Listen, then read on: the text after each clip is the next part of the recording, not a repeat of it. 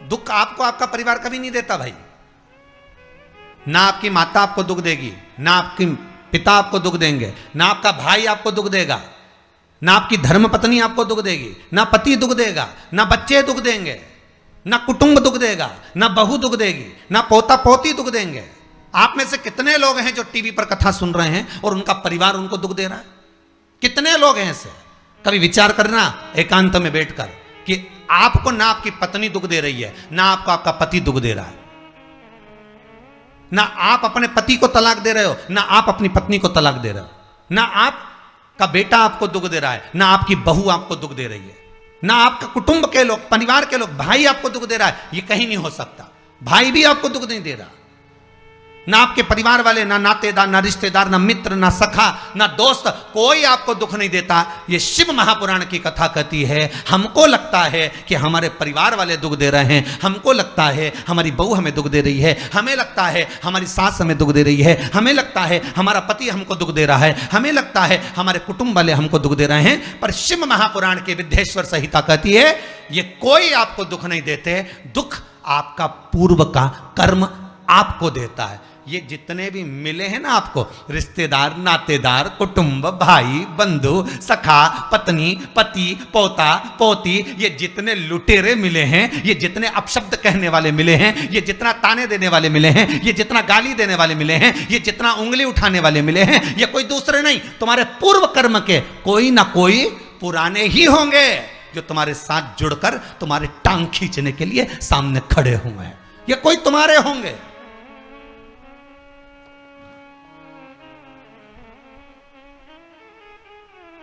तो ये सब दिमाग से निकाल दीजिए आप, आपके ये चित्तवृत्ति बुद्धि से ये बात सब निकाल दो। जितने लोग कथा सुन रहे हैं ना, अपनी बुद्धि से निकाल देना कि मेरी बहू मुझे गाली दे रही है। हाँ, तूने किसी गाय को रोटी नहीं दी और दी भी होगी, दूसरी बार गाय आ गई होगी तो डंडा मार के भगा दिया, वही बहू आई है, वाणी के डंडे कुदा रही है।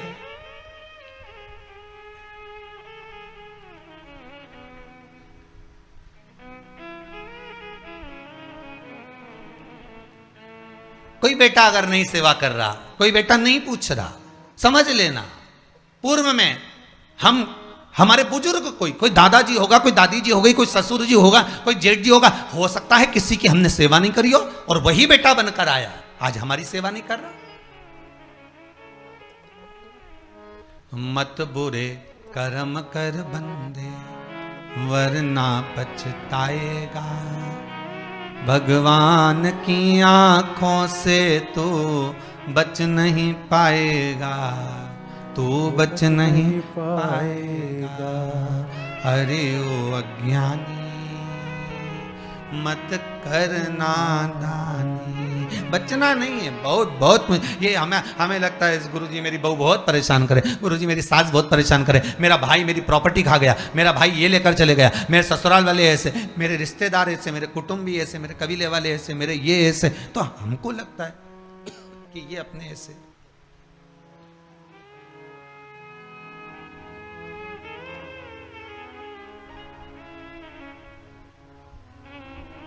हमको लग रहा है कि ये हमारे ऐसे हैं, हमारे को लूट रहे हैं, हमको ऐसा परेशान कर रहे हैं, हमको ऐसा कर रहे हैं, पर नहीं भाई।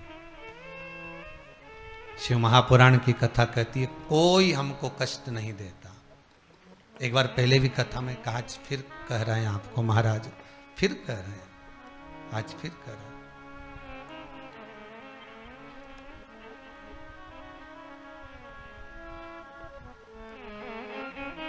आपको फिर निवेदन कर रहे हैं, बीमार हुए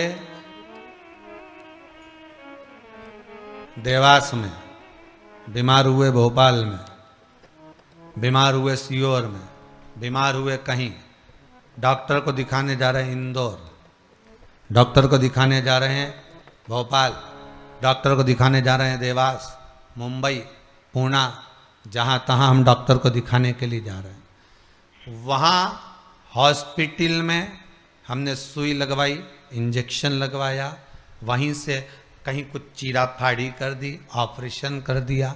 जरा विचार करना कभी एकांत में बैठ कर कि रहते यहाँ थे, दवाई लेने पहुँचे वहाँ, इंजेक्शन वहाँ लगवाया, बताओ ऑपरेशन वहाँ करवाया, तो इतने सारे हॉस्पिटल, कहीं ना किसी ने कहा सूरत भी जा सकते हो, किसी ने कहा अहमदाबाद चले जाओ, किसी ने कहा वहां चले जाओ, कोई कहा पूना चले जाओ, कोई कहा मुंबई चले जाओ, कोई कहा इंदौर चले जाओ, कोई कहा भोपाल चले जाओ, पर रहने वाला कहाँ का और जाकर ऑपरेशन करवा रहा है कहाँ पर?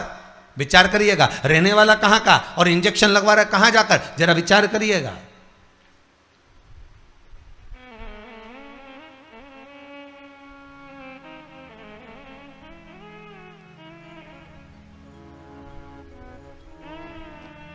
और कितने डॉक्टर, ऑपरेशन करने वाला कोई विशेष, कितनी डॉक्टर सिस्टर, इंजेक्शन लगाने वाली कोई विशेष वहां बैठी है, उसको तुम नहीं पहचानते, वो आपको नहीं पहचानते। अभी अभी कोरोना का टीका लगवाया होगा, वैक्सीन लगवाई होगी, इंजेक्शन लगवाया होगा, कोरोना महामारी का लगवाया सबने। अब लगवाया तो उसमें आपके मन में विचार तो आया कि ना तो हम इस सिस्टर को पहचानते, ना हम इस डॉक्टर को पहचानते, गए और सुई लगवा के आ गए, पर उसने हमको कष्ट तो दिया, भले वो थोड़ा सा चुभाया पर कष्ट तो मिला। पर विचार करा कि ये क्यों मिली, कारण क्या था, इसी ने क्यों चुभाया? हो सकता है पूर्व में तुमने भी इसको कोई कष्ट दिया होगा, हिसाब बराबर करने के लिए यहां लाके छोड़ दिया। वो दुनिया के लोगों ने कहा है ना कि ये कोरोना महामारी को उपजने वाला, वो चीन के ऊपर लोगों ने कहा कि उन्होंने इस कोरोना महामारी को प्रकट कर, अब उनने तो कर दिया, उनने तो संसार में विनाश का कारण बना दिया, पर फिर प्रकृति ने क्या करा? आज की स्थिति में प्रकृति क्या कर रही है? फिर वो भी अंदाजा लगाओ। कहीं मालूम पड़े मिट्टी हवा में उड़ रही है, ऐसी उड़ रही है गीली कि सब गाड़ी ने बंगला सबके धो दिया उसने। फिर बचा कुचा था, पानी की बाढ़ आ गई। अगर हम दूसरे को कष्ट दे रहे हैं, हम दूसरे पर उंगली उठा रहे हैं, हमने एक उंगली अगर किसी पर उठा दी, हमने उंगली उठाकर कह दिया वो ऐसा है, उसने ऐसा करा, उसने वैसा करा, हमने एक उंगली उठा दी, भले तुम विद्वान हो, भले तुम्हारे में विद्वत्ता है, पर हम किसी पर अगर एक उंगली उठा रहे हैं तो ये 3 उंगलियां हमारे भीतर जा रही है कि अपने अंदर झांक कर देखो कि आप कैसे हो,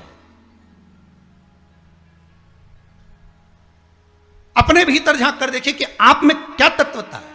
जो हम दूसरे में कुछ खोट देख रहे हैं तो हम में कितना खोट भरा होगा, हम में कितना कपट भरा होगा, तभी तो सामने वाला कपटी नजर आ रहा है। जैसा चश्मा लगाओगे सामने वाला व्यक्ति वैसा ही तो दिखेगा। लाल कलर का लगाओगे तो लाल दिखेगा, काला लगाओगे तो काला दिखेगा, पीला लगाओगे तो पीला दिखेगा। नेत्रों में जो काम, अगर अहंकार है तो अहंकारी दिखेगा, लोभ है तो लोभी दिखेगा, वासनावान है तो वासनावान दिखेगा, तृष्णावान है तृष्णावान दिखेगा, चोर है चोर दिखेगा, कपटी है कपटी दिखेगा, बेईमान है बेईमान दिखेगा, अज्ञानी है अज्ञानी दिखेगा। आपकी दृष्टि जैसी होगी सामने वाली की सृष्टि वैसी ही नजर आएगी, सामने वाला व्यक्ति आपको वैसा ही दिखेगा। आपका चित्त अच्छा है, आपका मन अच्छा है, आपके दिल अच्छा है, आपके भाव अच्छे हैं, सामने वाला भी वैसा ही नजर आएगा। भगवान कृष्ण ने भेजा था दुर्योधन को अच्छा ढूंढने के लिए, एक अच्छा नहीं मिला। युधिष्ठिर को भेजा था पूरी पृथ्वी पर से कोई बुरा व्यक्ति ढूंढ कर लाओ, युधिष्ठिर को बुरा नहीं मिला, क्योंकि उसकी युधिष्ठिर की बुद्धि में, चित्त में ये भरा था, उनकी वृत्ति में ये भरा हुआ था कि बुरा कोई है ही नहीं, संसार में कुछ ना कुछ अच्छाई दिखी जाएगी। बुरा जो देखन में चला बुरा न मिलिया कोई। हम देख रहे हैं, हम चित्तवृत्ति से, हम विचार।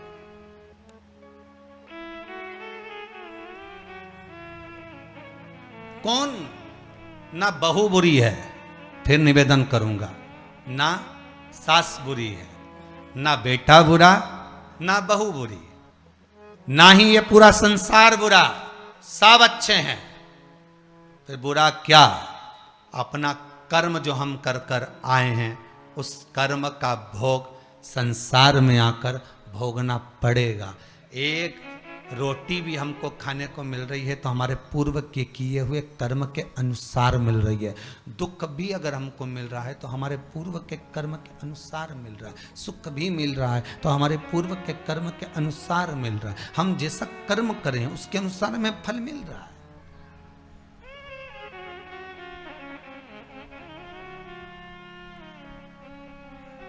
इसलिए बारंबार कहा था कि मान मेरा कहना नहीं तो पछताएगा, माटी का खिलौना माटी में मिल जाएगा, हेट बूट सूट सब यहीं रह जाएगा, और माटी का खिलौना माटी में मिल जाएगा। ये हेड रह गया, ये बूट रह गया, ये सूट रह गया, सब पड़ा की पड़ा रह गया, सब धरा की धरा रह गया। इसका मूल तत्व क्या है?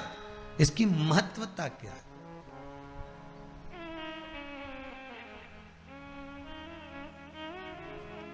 इसकी मूलता कुछ नहीं, इसकी मुख्यता कुछ नहीं, इसकी महत्वता कुछ नहीं।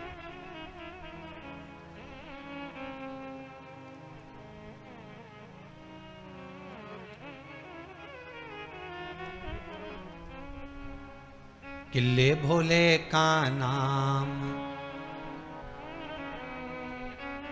भगवान शिव का मंत्र, नाम स्मरण जप कीर्तन सुख दे।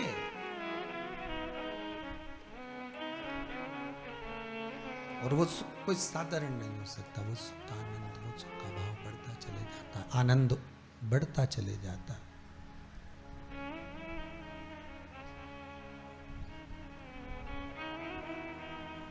ले भोले का नाम काहे यूं भटके, मिलता है आराम काहे यूं भटके। ये शिव का नाम लेकर हम जब शंकर का नाम लेकर जब अग्रण्य हो जाएं, प्रेशर खोलिए महाराज, प्रेशर खोलिए। हम शिव का नाम लेकर जब अग्रण्य बढ़े, आगे बढ़े, शंकर का नाम लेकर जब अग्रण्यता के भाव की ओर बढ़े, तो जीवन का सुख क्यों ना मिलेगा सर? वो जीवन का आनंद क्यों ना मिलेगा? महाराज शिव पुराण कह रहे, कोई बुरा नहीं संसार में। ये जितने नाते रिश्ते कुटुंब कबीले बनते चले जाते हैं, ये हमारे कर्म के अनुसार बनते चले जाते हैं, कर्म के अनुसार। ये कोई दूसरा बनाता नहीं है। जैसा पूर्व में कर कर आए हो, वैसा आपके सामने आपका व्यवहार सामने वाले का प्राप्त होगा, वैसा व्यवहार प्राप्त होगा।